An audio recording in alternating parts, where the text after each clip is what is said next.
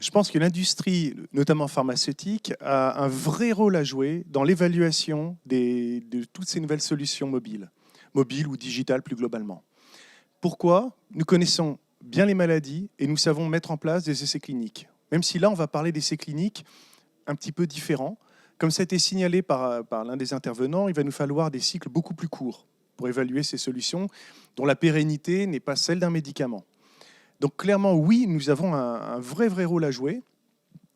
Toute la question est de savoir si nous aurons la flexibilité, la souplesse d'esprit d'y arriver. Le digital a envahi notre vie personnelle en tant que grand public, mais ce n'est pas le cas dans notre vie professionnelle. Quels obstacles aujourd'hui, au sein d'un laboratoire pharmaceutique, vous avez donc différents corps de métier qui n'ont pas l'habitude de ce nouveau type d'approche et qui, de prime abord, peuvent vous dire « Attendez, ça, c'est pas un médicament, ça, c'est pas ce que je fais habituellement. » C'est toute la notion même du médicament qui est en train d'être revue. Autrefois, un médicament, c'était une molécule dans un comprimé de lactose. Aujourd'hui, ça devient carrément une offre personnalisée, une offre de soins globale autour du patient. On a formé un groupe de travail spontané, donc un ensemble de collègues issus de tous les services. Donc j'ai du data management, des biostats, du développement, le marketing, etc., etc. On est une douzaine de personnes à avoir conçu un grand projet d'études observationnelles qui impliquera les salariés. Ce projet a été soumis à la présidence, qui l'a accepté. Donc c'est vraiment en créant une sorte d'arche de Noé virtuelle au sein des différentes directions, que j'ai pu embarquer, qu'on a pu embarquer finalement l'ensemble des acteurs concernés.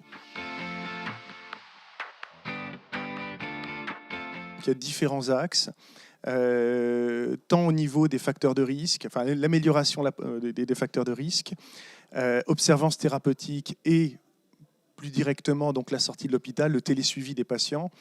Mon espoir, c'est de pouvoir transformer tous ces pilotes disparates qui ont montré une efficacité pour pouvoir les tirer à grande échelle. Pour ça, si j'en suis les conclusions d'un livre excellent qui s'appelle Leading Digital, aux éditions Harvard Business Review, qui parlait de la transformation digitale des entreprises. Or là, c'est exactement ce dont il s'agit, c'est la transformation digitale de la santé. Aucune entreprise n'a réussi sa transformation digitale sans un leadership fort de la présidence, du numéro 1. De la même manière, au niveau donc, du système français, européen ou international, on a besoin d'acteurs forts au niveau des ministères.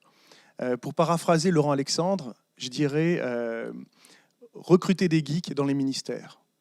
Mais le jour où le ministre de la Santé, le président de la République se réveille en se disant vraiment ça doit fonctionner, tout doit fonctionner, alors, ou plutôt si on n'a pas cette dimension-là, ça ne marchera pas.